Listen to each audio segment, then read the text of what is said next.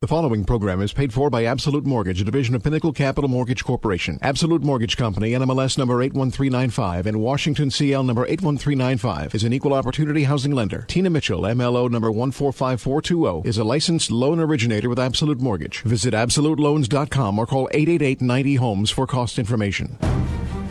You're listening to The Money Hour with your host, Tina Mitchell. Sponsored by Absolute Mortgage, a division of Pinnacle Capital Mortgage Corporation. Now, in the studio, local mortgage and finance expert, Tina Mitchell. Welcome to The Money Hour on 1150 AM KKNW, the Saturday, November 28th show. I am your host and mortgage expert, Tina Mitchell. I provide you news, everything on your money, fresh information and market trends and the conditions happening in our local economy. If you're hearing my show at a different time or day, you're listening to a rebroadcast, but I'm here to answer any questions that you have or connect you with the guests that I have in studio today. Please call the show at 1-855-400-1150. Again, that's 1-855-400-1150. Or online at themoneyhour.com. And the lineup for the show today, we have Rose Pincito with Walden and Reed here to discuss financial planning. It's close to the new year, and it's a good time to take a look at your financial plan, see where you're at, and strategize for the upcoming year. Also in studio, I have Holly Theron with Remax Junction. If you're thinking of purchasing a rental property or currently own rental properties, are you acting as your own landlord using property manager? After my conversation with Holly, I'm sure you'll see the benefit of using a property manager. Great information and great guests in studio today. For more information on any topics, please call the show at 1-855-400-1150. Again, that's 1-855-400-1150 or online at themoneyhour.com. And I do want to say to everyone, I hope you had a fantastic Thanksgiving with your family, ate lots of turkey, and it's Saturday or maybe Sunday if you're listening to the rebroadcast and you're probably still eating some of that turkey. So just wanted to give a shout out. And as always, let's go ahead and start out with a little money chat. Money.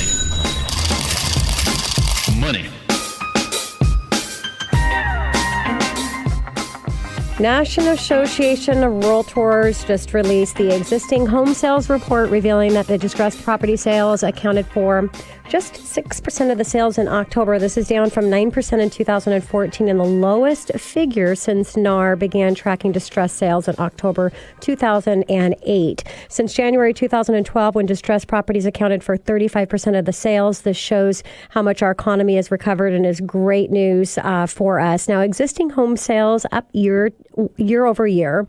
Mortgage interest rates remain below 4% in October, promoting existing home sales to stay in a healthy annual pace of 5.36 million. Year over year sales were up 3.9%.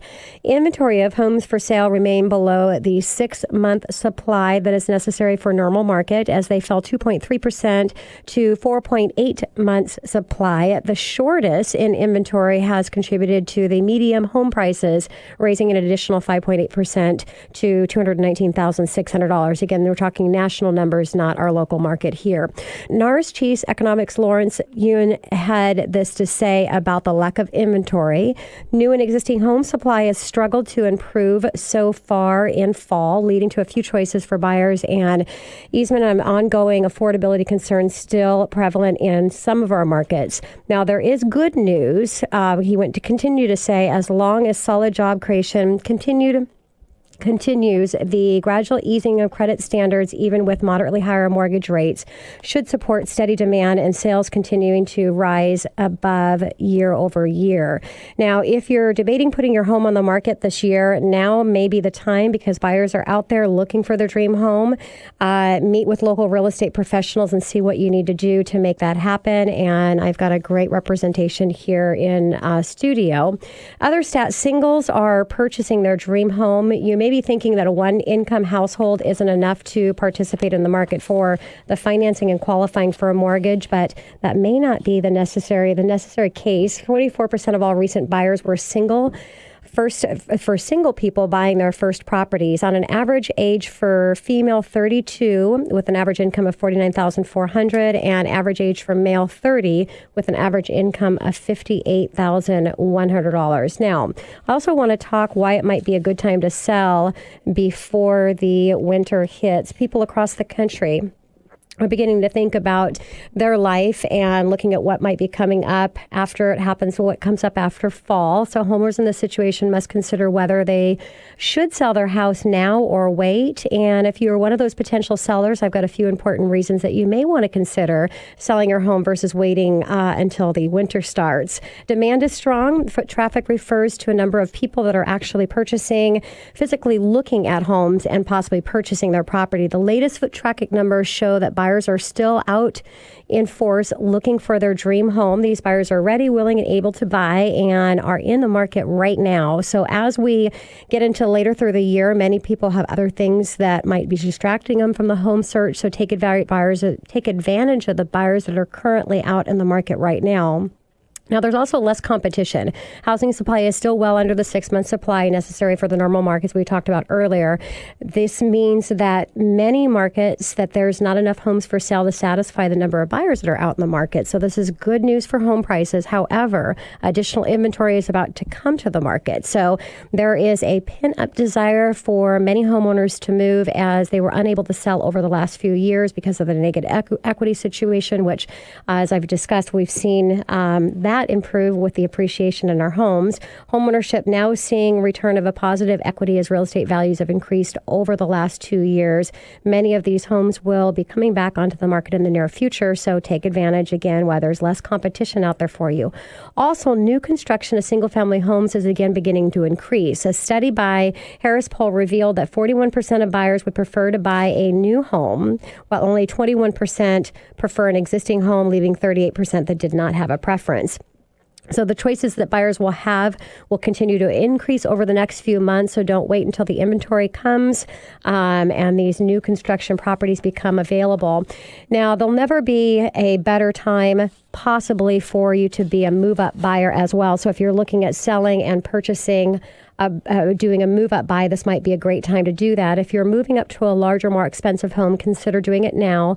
Prices are projected to appreciate by over 18.1% from now to 2019. If you're moving to a higher priced home, it'll wind up costing you more in raw dollars, both in the down payment and mortgage payment if you wait. Now, you can also be able to lock in possibly in a 30-year fix, still under a 4% interest rate. We're not quoting interest rates to here as hypothetical examples. Depends on qualifying factor and what the market actually does. But projection is for the interest rates to rise next year, so we'll see what happens there. So it's time to move on with your life. So look at the reasons that you need to sell your house in the first place to determine whether it's worth waiting or not. You're in control of the option. Just making the right decision is just taking a look at what's available right now for you to possibly get your house on the market.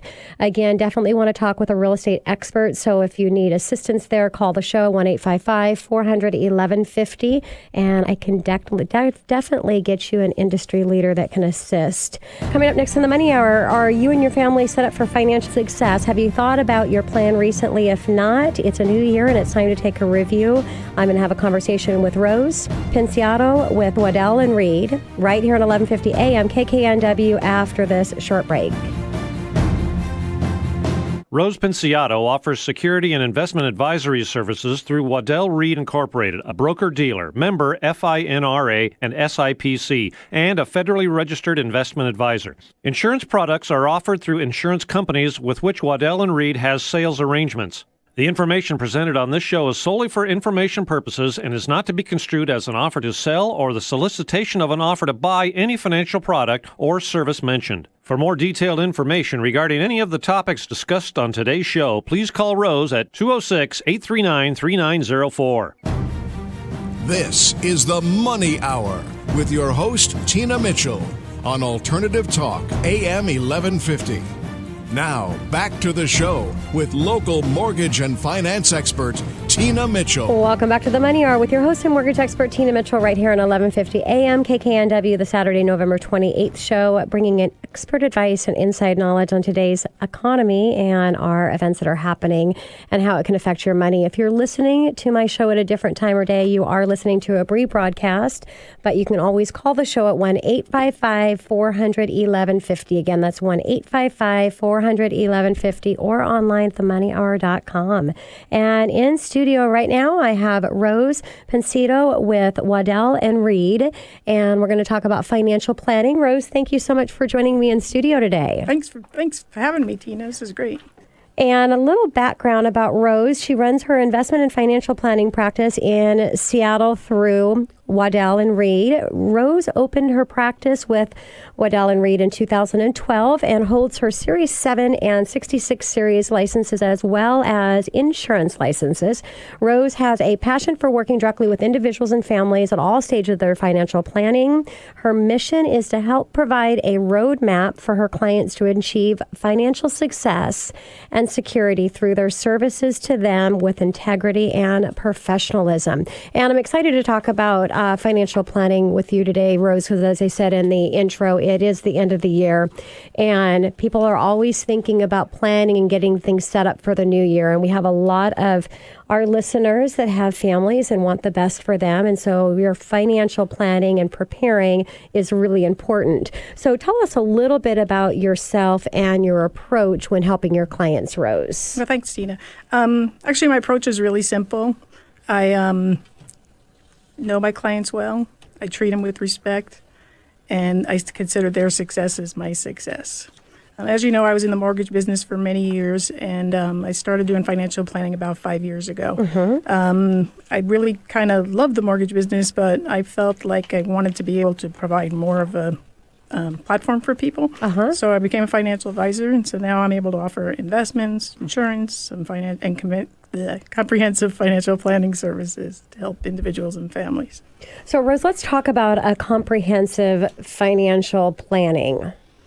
Great. Well, comprehensive financial planning is more than just retirement planning. For most of us, we have a certain level of income, and our dollars are being pulled in many directions. So a plan helps you to build a roadmap for using your resources most effectively with your personal priorities in mind. For young families, it might be balancing retirement against saving for education, or do they have enough insurance in place? For others, it could be turning their savings into a cash flow for retirement, or how to pay for long-term care costs. It really kind of depends on what your priorities are and also where you are in the spectrum of life. So, Rose, let's talk about the difference between retirement planning versus financial planning. Great. So with retirement planning, there are two aspects to retirement planning.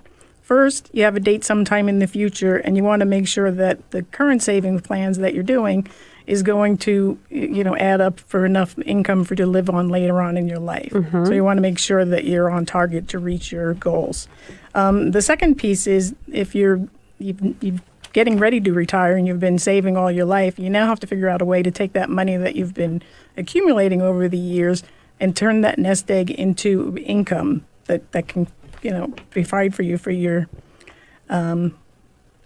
retirement. So now we want to figure out. I'm sorry, I'm totally lost it here. Yeah, that's okay. Go ahead and just take it back from wherever you want.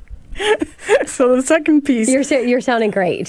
So the second piece is you're getting ready to retire, and you have to build up your nest egg over time. Now you want to figure out how to turn that money that you have accumulated over a lifetime into a stream of income for yourself in retirement. It's very focused planning, and it's one small piece of the puzzle. It's an important piece, but it's also limited in its scope. There are many pieces to the financial puzzle, and so it's important to see how they all fit together. We are all not just on a path to retirement. We're often on several paths at this one time. So with comprehensive financial planning, we're trying to look at all the pieces together and see how we can make it work. Makes so much sense, and that's so important because you can't have one piece in place without having, like you said, the that's a hard word for me to say today too, comprehensive plan, little tongue twister today. So Rose, at what age, if I've got a listener, somebody listening right now and they're wanting to know what age really should they start thinking about their financial planning? So honestly, Tina, the best answer for this is there's no time like the present. When it comes to planning, no matter where you are and what stage of your life, you can benefit by putting a plan together. The key is getting started as soon as possible, but it's also making sure that once you do a plan, you just don't put it on a shelf and forget about it. As you go through different cycles in your life, your planning priorities will change as well. So you have to think of it like a living document that changes in sync with your life changes. So anytime that there's any type of life change, relooking at that. And if there isn't life change, do you advise to take a look at it on an annual basis? Yeah, we usually look at it on an annual basis. Okay. Just if nothing else, to give people a sense of that, look, we've made some progress. Yes.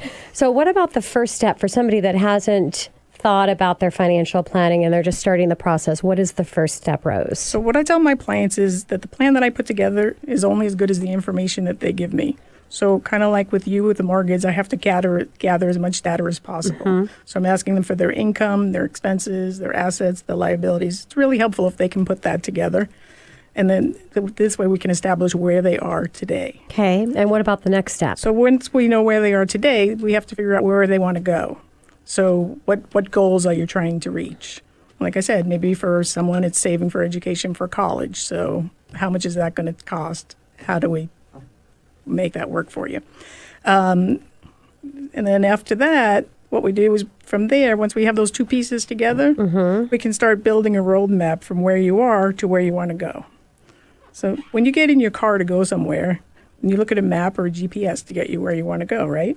So think of financial planning as that GPS for your financial goals. Here is where a plan can really help you create a step-by-step guide.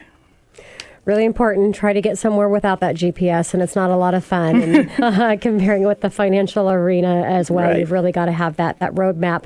So what about the biggest reaction that you see from clients that are at the end of their planning process? Well, actually, before we talk about that, I just kind of want to add one more thing. Okay. Once you put the plan in place, where the rubber meets the road is having the plan, is making sure that you're following the plan. Makes sense. Okay, so you have to make sure you have an accountability partner kind of in there to help you with that. It's kind of like a diet. We can all put together a good, healthy diet plan for ourselves. Following it's the hard part. Yeah. So as the representative and working as their financial planner, are you assisting in that arena to make sure that you're checking in with them to see that they're doing what they need to do? Right. So we're following up with them. Usually when we do the plan, we do action steps. And so we put dates on the action steps and say, okay, you're going to get this done by this date. Or, and then we're following up on that date to see, did you get that done? If you didn't, why not? What do we need to tweak? Sure. What needs to make changes? And with all the tools and resources with technology right now, what you're able to provide with your clients and really showing them what happens when they miss one of those steps, how it's going to ultimately affect where they're going to be and in their retirement age. I mean, that can be kind of shocking and really be an accountability partner, I would imagine, on its own, just being able to see those numbers, yes? Yes, absolutely. So getting to the biggest reaction that you see from clients that are at the end of the planning process, what is that, Rose? So when we do at the end of the planning process, we do the presentation of the plan, and what I see most from people is relief. And not so much the relief that it's over, it's more about relief that they have taken something that was unknown and frankly a little overwhelming, and they turned it into a tangible object for themselves. So now they have this step-by-step plan that can help them take steps towards their financial future. It's the part of the plan that I like the best. I mean, it really is. It's being able to help people feel that empowerment. Yes. And again, just having that plan and knowing exactly where they're at, good or bad, you've got the numbers, and then you can kind of tweak and figure out what you need to do to get to where you want to go. That's exactly right. Yes. So if you were going to empower my listeners to take one small step today, what would that be, Rose? So we talked about a lot of stuff, and it can seem a little overwhelming. And the takeaway I would like your listeners to hear is that you don't have to do it all at once, and you don't have to do it alone. Big changes can happen when we begin to take small steps. It can be something as small as curbing your spending by eating out one less time per week, or upping your retirement savings by 1% percentage point. So it's always that first step that's the hardest. Just after that, it's just a matter of putting one foot in front of the other. So just make that step today to do something positive towards your financial future. Yeah, and I like how you talk about budgeting, Rose, because I do that the same in the mortgage arena is, just understanding what that cup of coffee at Starbucks, which if you do that 5 days a week on your way to work, or 5 days a week on your way to work every morning, you're probably talking maybe $80 a month. I mean, for me in buying potential, we're talking about at least $10,000, maybe $15,000, $20,000, depending on what the rates are doing. And I would imagine same thing, that $80 a month can have a huge impact in what that ultimately is going to do in their retirement years. So again, having the tools and looking at the numbers and the plan is a pretty exciting place to be. That's exactly right. So what do my listeners do, Rose? I mean, I've got an amazing financial planner right here in studio today. What do you suggest in the first steps in making a decision and moving forward with who you're going to utilize as your accountability partner and your financial planner? So I think you use the same process as you would use for making any major purchase. First, you ask your friends and your family or other professionals that you know for referrals. Then you do a little research on them prior to setting up any interviews. You check out their company website, your personal website. You can also go to FINRA is the organizing body that kind of oversees financial advisors, and they have a site called finra.org. And you can go in there and do a broker check on their name, and it'll give you a list of all their activity in the industry. So once you get all that done, then you pick a couple of people that you want to interview. And when you're interviewing them, this is what I think that you want. I suggest you think that you look for someone that listens more than they talk. One of the best traits a financial advisor can have is to be a good listener. This is really about you and your goals.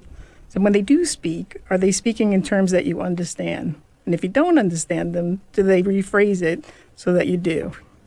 And then lastly, I would look for someone that you feel comfortable sharing your dreams and your fears with, because planning is really a very personal process. Yeah, and just like the mortgage side of it, you really do have to work with somebody that you're comfortable with in opening up, because it's really disclosing everything so that you can help and coach them to get to ultimately where they want to get for their family. Right. So let's go ahead and switch gears a little bit. And you talked about a program you'd mentioned where you work with companies to help them provide financial planning and education to their employees. Can you tell my listeners a little bit more about that program? Sure. Waddell & Reed has a program called Financial Wellness. And with this program, what we do is we team up with companies to bring financial planning directly into the workplace. The program offers financial education, and we couple it with the one-on-one coaching for each participant. So the classrooms can be custom designed to the demographics of the company, and each participant at the end of the course receives their own personal financial plan. So it's actually a really great way to help your employers stay on track. Perfect. So, and if you're listening and you want more information on that, you can always call the show at 1-855-400-1150. Again, that's 1-855-400-1150 or online at themoneyhour.com. So, Rose, thank you again for coming in and joining me in studio. I really appreciate it. If you could give your information to my listeners so they know how to connect with you directly, how can they do that? So my direct line is 206-839-3904. You can also reach me through my website, which is Rose Pinciotto. I'm going to spell it ROSEPINCIOTTO.WRFA.com, or through my email, which is rpinciotto@wradvisors.com. Thank you so much, Rose. I Thanks really for having appreciate me, you Tina. coming in. And coming up next on the Money Hour, if you are in the investment market, you've got investment property, are you dealing with any tenant issues or any challenges that you have in time-consuming process of managing those rentals? If you are, today we're going to talk about the benefit of property management, and I have Holly Fearon with Remax Junction right here on 1150 AM at KKNW after this short break. Do you need to diversify your investment portfolio? Real estate can be a very solid investment, and Seattle is one of the strongest real estate markets in the country. The secret to making wise decisions is having a proven real estate investment expert by your side. Holly Fearon of Remax Junction is no ordinary real estate broker. She has more than 2 decades of real estate experience with sales and property management. She can help you navigate the booming Seattle real estate market to find golden properties, houses or condos that are best suited to lease as a yearly residence or vacation rental. Whether you want a short-term investment or one that generates income for years, Holly Fearon can help you find the best property and negotiate the purchase. Then she'll market your home to prospective renters and screen tenant applications.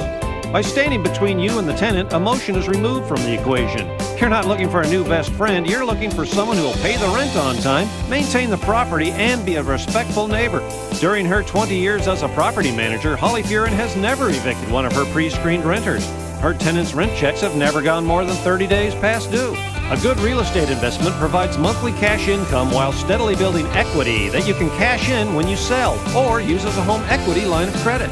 During your free consultation with RE/MAX Junction, Holly will discuss your immediate needs and long-term goals. She'll deliver a comprehensive real estate investment plan custom-tailored to work for you. I'm Holly Fearon with RE/MAX Junction. If you're interested in investing in Seattle area real estate, call me today at 206-766-8400 at extension 130. That's 206-766-8400 at extension 130. Sign up for my newsletter at www.hollyfearon.com. That's www.hollyfeuren.com. This is the Money Hour with your host, Tina Mitchell, on Alternative Talk, AM 1150. Now, back to the show with local mortgage and finance expert, Tina Mitchell. Welcome back to the Money Hour with your host and mortgage expert, Tina Mitchell, right here on 1150 AM KKNW, the Saturday, November 28th show. It is a great day to talk about money, and that's why I'm here with you and what the show is all about, how to make money, save money, and build a better quality of life for you and your family. If you're hearing my show at a different time or day, you are listening to a rebroadcast, but you can talk with any of the guests I have in studio by calling the show at 1-855-400-1150. Again, that's 1-855-400-1150 or online at themoneyhour.com. And in studio right now, I have Holly Fearon with RE/MAX Junction, and we're talking today about property management. Holly, thank you for coming in and joining me in studio. Thank you for having me. And a little bit about Holly. Holly is with RE/MAX Junction, is a third generation real estate broker and property manager in Seattle. She has over 20 years of personal experience as property manager. She helps her clients acquire investment properties as well as find tenants for them and manage their real estate properties. She appreciates the relationships that she develops with her clients. Holly is heavily involved in the community service and as well as being a Girl Scout troop leader. Exciting, because I sold Girl Scout cookies growing up, Holly, so we've got something in common. And my mom was a troop leader. Oh, nice. So, Holly, let's go ahead and start out with what should my listeners be aware of when managing their own property? Sure. I think the biggest thing that people need to be aware of is the laws. The laws are constantly changing. They're constantly adding new laws, and laws can be different between incorporated Seattle and unincorporated Seattle and beyond. So the newest law that's been rolling out over this year and many deadlines have passed is the rental registration and inspection ordinance. Okay. They haven't really promoted it a lot, so I've come across a lot of property owners that are just clueless that it's even in existence, and they try to find ways to avoid registering their rental property. And also, certain Seattle laws require you to change your locks between tenants. Also, having written screening requirements that you hand people when you are giving them an application for tenancy. Okay. So those are just Seattle ordinances or Seattle requirements, but not necessarily beyond Seattle. Another new one that came up over the last few years is carbon monoxide detectors, and that's for both rentals and homes in general. You should have a carbon monoxide detector on every floor that has bedrooms, and a lot of people don't understand that law, so they'll end up putting either too many or in the wrong location or none Which at we all. would deal that on the financing side as well. But I would imagine if you make any of these issues and something happens, it's a pretty big deal. Huge liability. So let's talk about what the risks are for rental owners who self-manage. Sure. I think one of the biggest things that people tend to not think about is setting aside some of that income for a fund. So when expenses come up, they are able to afford those expenses. I had a rental property where there was a plumbing issue and it turned into a plumbing nightmare, and it ended up costing the owner $30,000, and Oh my he gosh. did not have a fund. So he had to take out more money against the house. Which and fortunately he had the equity to do that, because a lot of times you may not have the equity, Correct. especially if you're looking at doing it for an investment property versus a primary residence. And also when you have a new property, it takes time to build that equity Yes. and that income. But investments over time will accumulate those things to compensate for those issues. So what about the kind of lease that should be used, Holly? I think that having an extensively written lease with the timeline is what I prefer when I'm managing my properties. Having a verbal lease is obviously not legally binding. And a month-to-month lease can really cause a lot of gray area, especially when you're moving to sell that property or if you need to evict a tenant.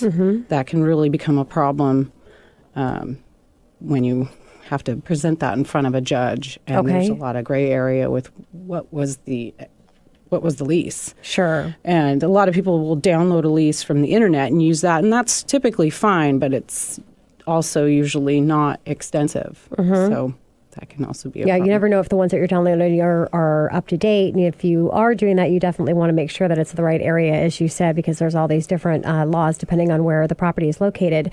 So what's an example of having the right documents? Or I should say of not having the right documents.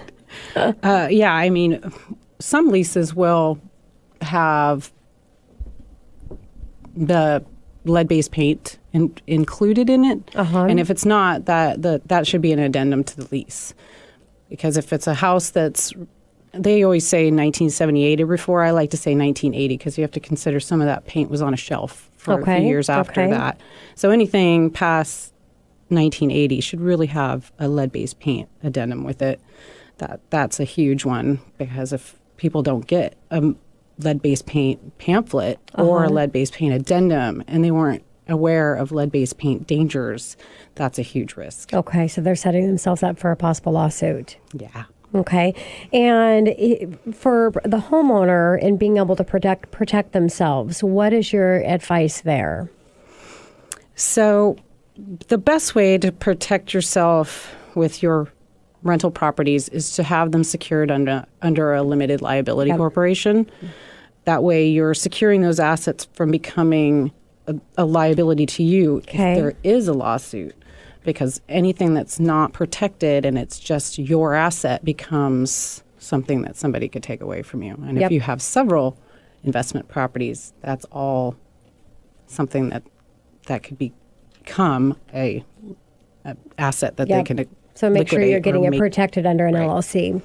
So a lot of people that are thinking of property management, because there is a cost for that, which we'll talk about.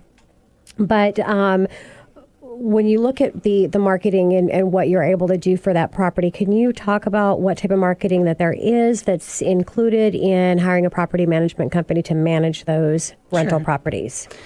Most people use online and either internet or newspaper ads, or they'll put a sign in front of a house. But agents have the benefit of marketing the properties through the Northwest Multiple Listing Service, which allows other agents to have visibility and show that property when the agent And when you're not using a property available. management company, you don't have that. You don't have that. Which is huge, just like when you're purchasing a home. Correct. Okay. And you also have a bigger network. When an agent is bringing a client to see your home, they're already a first reference. Yes. So you know you're getting a quality renter, because an agent's not going to, well, I would hope that they wouldn't bring somebody that would be not an be issue a good, exactly. Yeah. And with everything that rents are doing, which we'll talk about as well, but while we're on this topic, just like a seller may think, well, right now I can sell my home. Why wouldn't I why should I use a real estate agent to pay that 3% commission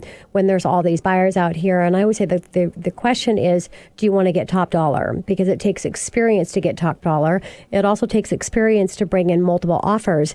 Now, are you seeing in the rental market that there are still multiple offers going on, or multiple people that are coming in to rent that same property, which is bringing that rent up?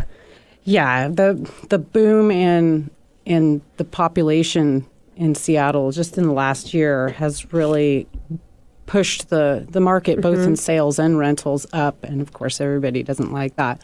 And a lot of people who've come from out of the area, they're very shocked when they hear there's things like price wars on a rental. Yeah, isn't that very crazy? real thing. Yeah, and I've had heard that some people have actually put in, just going in with a higher price, just like you're bidding up a home, doing the same on in the rental market. Yeah, it's a little trickier because with a sale, there's paperwork and a paper trail. Okay. Whereas a rental price war, it's more of a verbal thing between Interesting. the landlord and the applicants. Okay. So some applicants can start to feel like, well, is this really a way to get more money out of me and not a real price war? Yeah, versus with, just like you said, with the contracts, they've got to be able to show those other offers. So what about price? How do you determine that, Holly? Yeah, the benefit of being an agent is I have the ability to go on the Northwest Multiple Listing Service and see what things actually rented for. Okay. When people are looking to price their own property, they will often go to a place like Craigslist or Zillow, and unfortunately, that's a little misleading because people are either putting their properties on for top dollar, so it might not have rented for that price. Sure. There's also a lot of scams bringing prices down. So when you're looking at a very low price, it's very possible that somebody stole the photos and the information and put a scam ad. And I'd say about a third of the ads that are online are potentially not a legitimate ad. Really? I had no idea. So it's the same again as, using this in comparison to pricing a home and really having the data to make sure that you're pricing right, and you want to price right the first time. Right. For that. So you're providing those stats and data for the actual owner of the property to strategize on how they want to price it for a lease. Sure. And time of year can also be a factor when pricing. So the price of your home isn't consistent throughout the year. It's depending on time of year and what the market's doing. Makes total sense. So what advice do you have for tenant relations? I see a lot of owners managing from the heart. So I'd say don't manage with your heart, manage with your head.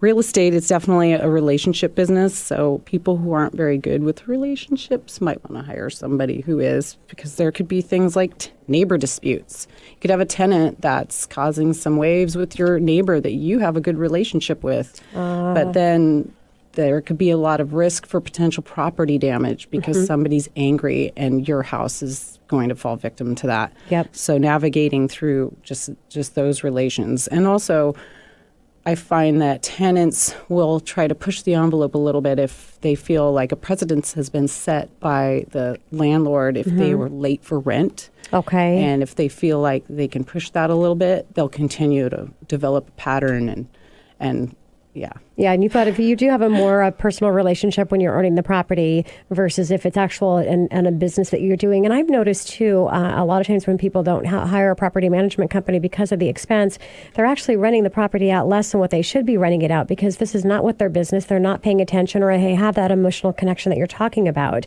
and they're not increasing the rents like they should be, ultimately coming out further behind than they would have if they hire a property management company. So really just having that that knowledge and the from a business side versus the emotional side that you were talking about.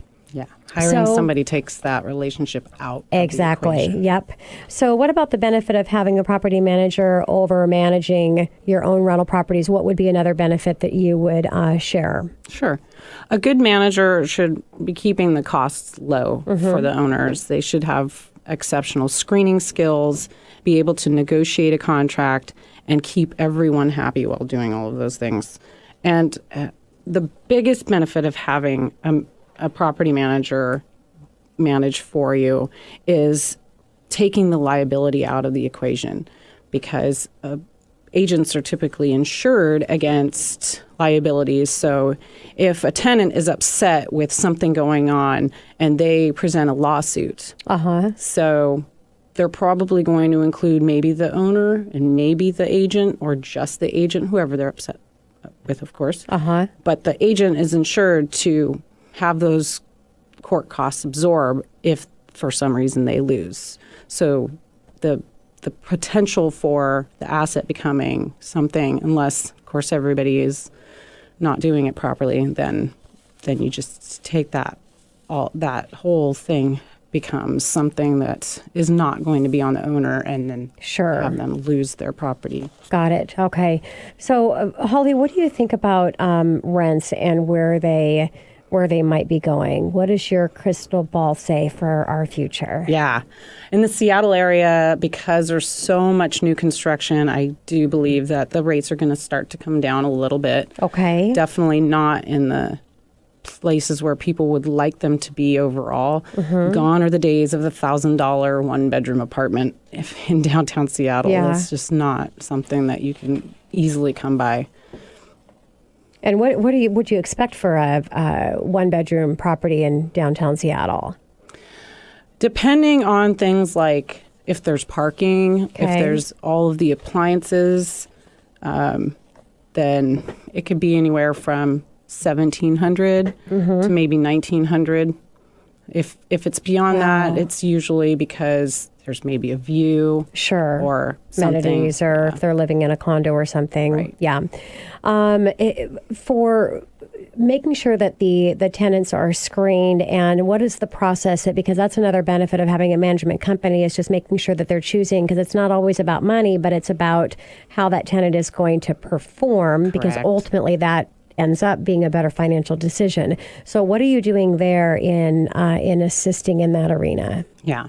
When I'm calling references, that gives me a clue as to how the person's going to be living there. If they've owned their own home before, chances are they're going to take care of the rental home a little bit better, because they know certain things like check under the sink and see if anything's leaking.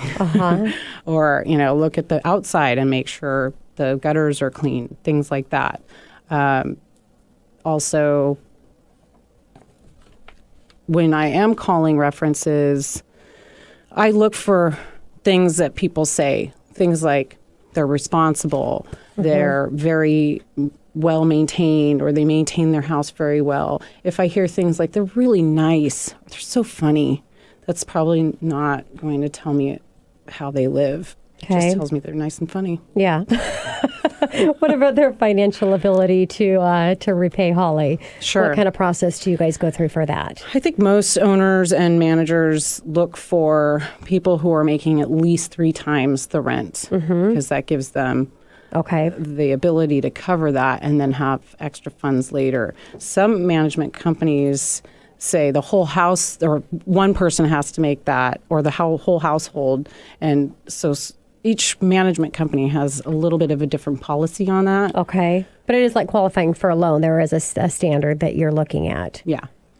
And what about the average cost for your services? So is it based on a percentage of what the rent payment is? So I actually have 2 services that kind of go in tandem with each other. Okay. The first process is the tenant placement, and that is the equivalent of 1 month's rent. That covers the marketing, the screening, the negotiating the contract draft, and Okay. signing, and the move-in inspection. And then that transfers into the property management that's ongoing.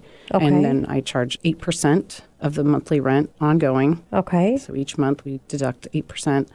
And that covers the 5 a.m. phone calls that the hot water tank Yeah. has exploded on Super Bowl Sunday. And you need to go down there and make sure that the house gets dried out and Yes. new. It's all taken care of.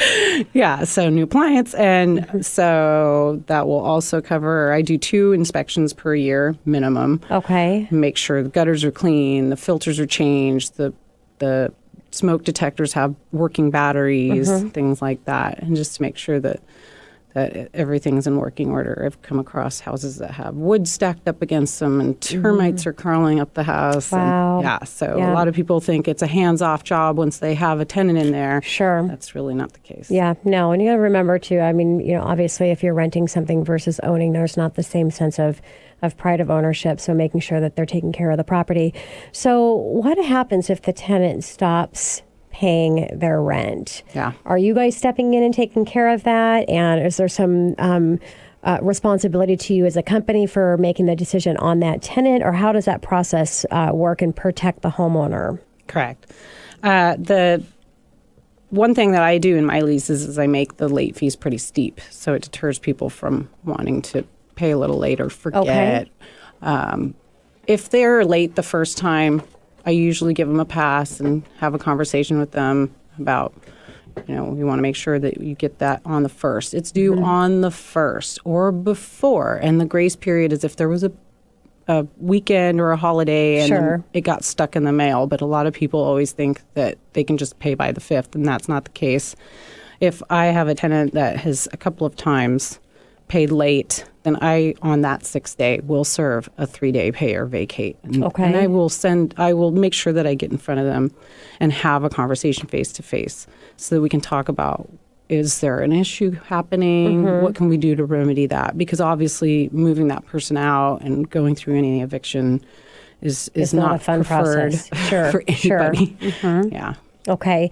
Are there laws in Washington or specifically in the King County market as far as in vacating and how long of a process that takes?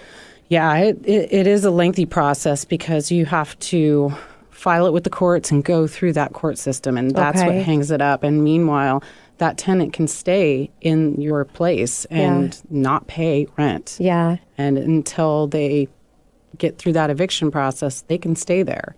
So legally. it's really, so if you're listening and you own a rental property, I mean, we're talking about a lot of different benefits to having a property management, but I think that in itself is huge, and really having a company that is doing the screening to make sure that you're getting a good tenant in that property. What about if the tenant decides to break their lease? How does that work? Is it on an individual basis on the person that owns the property and what they want to set up for that? Do you come in with suggestions, or it's just a standard? Yeah, I like to make it easy for everybody, and being in Seattle, it's nice if they have to break their lease. They're probably not going to have to continue to pay for the contract because we can usually get somebody in there as soon as they move out. Okay, all right. But otherwise, they're on the hook to pay that lease in its entirety. So let's move over to your other hat, because you do help people, people that are looking at purchasing real estate, really focusing a lot of your business on people that are buying investment properties, correct? Yes. And so what is your advice right now in getting into the market for investment properties? Is there better areas that you're bringing your investors to purchase? What are you seeing? Yeah. And it really depends on how much they want to invest and what they want their return to be. If it's a long-term goal or a short-term goal, that will really determine which properties and which areas I'm pointing to. I don't suggest investing in condos, but I have had investors insist that that's what they want to invest in. Just and because what is the reason on that? And I just prefer not to deal with HOAs. The HOAs, yes. Well, and if you're listening, I mean, the HOAs, it does have, there's a maximum amount of renters that you can have in there. And even as a person purchasing and lenders, if they're at higher qualifying, higher interest rates for condos versus single family homes, for one reason, because of the risk, and you don't have control over the homeowners association. And when you're buying in there, if somebody makes an error and an issue, it can be a disaster for resale purposes. So that makes total sense. Other disadvantages of a condo, or is it mainly the HOA? Yeah, it's mainly the HOA and having the close proximity and living in a condo situation. The tenants, they need to be quiet tenants. Yes. And they also need to know they live in close proximity, so maybe Makes their sense. neighbors are not quiet. So you have to factor that in. So a lot more to deal with in condo. So another, I was just thinking with property management as well as when you're trying to manage your own properties, the location has got to be a lot more carefully chosen, because you want to be in close proximity of where you live. Obviously, if you're going to be taking care of that, whereas if you hire a management company, there's really not as much limit there. So really great areas right now to purchase. What are you seeing? I think that the lines are parallel with home purchases. Okay. So wherever homes are being most purchased, I see West Seattle and Ballard is very popular, Ravenna. So wherever people want to put their families is also going to be a great rental market. Yeah. I always say 3 bedrooms is a really good place to start. Makes sense. So let's talk a little bit on the financing side, being that's my arena. Now, it's, the difference between primary residence versus an investment property, if you're listening to the show right now, is down payment. There's not a lot of creativity with lower down payment options that have came back into the market yet for investment. So your standard typical lenders are going to require a minimum 20% down to get the best interest rates, 25%. And the reason for that is just because of the obvious additional risk for defaulting on that property. And when we saw the meltdown in the financial market, the people that first walked away from their homes were the investors. So you can utilize low down payment options if you plan on living in the property for at least minimum a year, and then maybe looking at turning that property around turning it into an investment property as you're building your portfolio. What are you seeing in majority of your investor buyers, Holly, on whether they're taking out mortgages for that purchase or they're paying cash for the home?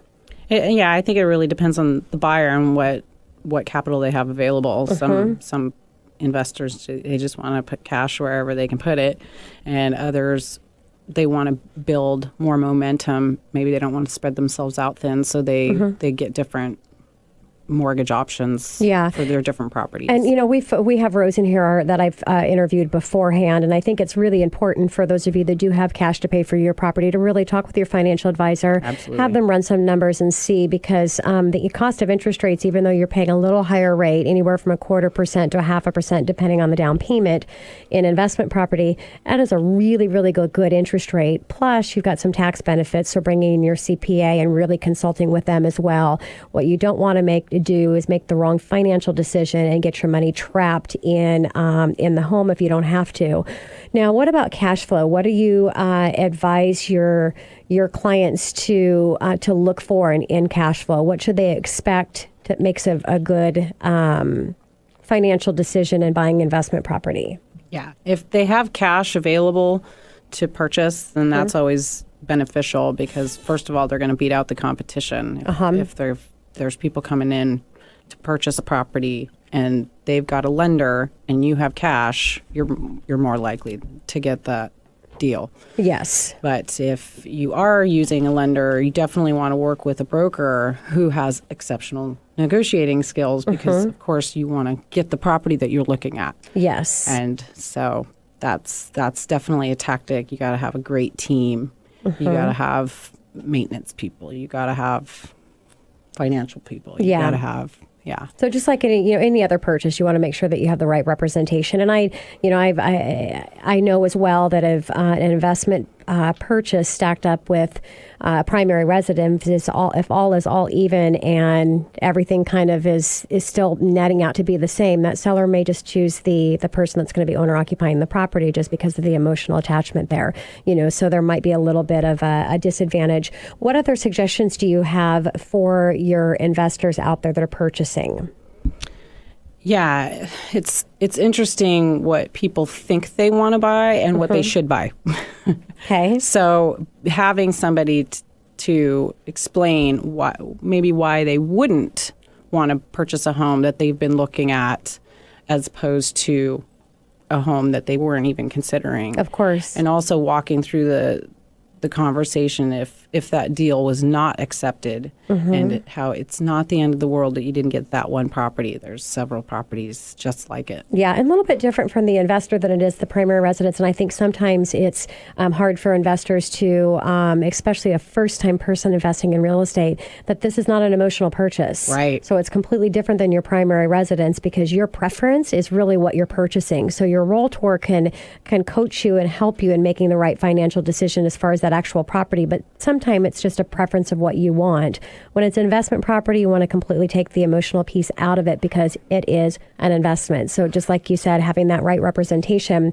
And for you, a benefit, obviously, is you've got the experience from the realtor, licensed realtor side, and you've got the experience from the property management side to make sure that you're making the best financial decision in both of those arenas. Yes. I want to get back to cash flow really quickly here on actually the cash flow that you advise in that rental income that's coming in. Is there something kind of a cushion area, like for financing, we're going to utilize for qualifying purposes?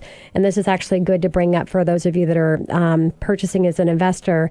Qualifying, it's actually a lot easier to qualify for an investment property than it would be for a financial or for a primary residence, because the lender's going to use 75% of the market rent shown by the appraiser or the tenant that's actually in there. So you don't have to have somebody renting. They're just going to use 75%.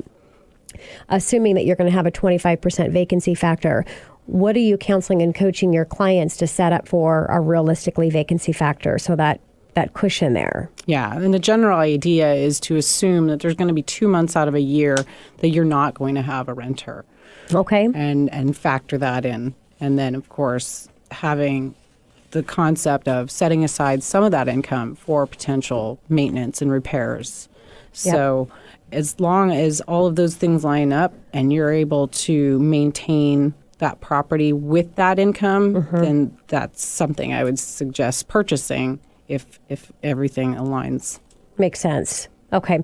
Holly, any of my listeners that are thinking of getting into the investment property, the investment market, and need representation from a great realtor or somebody that currently owns rental property, and after hearing our segment has decided that it might be best to take a look at having somebody manage that, how can my listeners connect with you?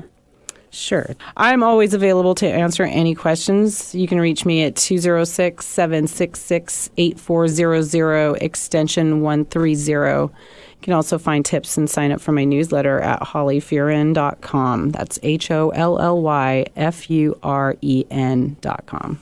Holly, thank you so much for coming into studio. It was a pleasure having a conversation about property management with you and a little bit about the opportunities for investing in real estate. So thank you so much. Thank you. And thanks again to all my listeners for tuning in. This is your host and mortgage expert, Tina Mitchell, signing off for the day. I will be back same time, same place next Saturday, right here at 11:50 a.m. KKNW. Enjoy the rest of your weekend.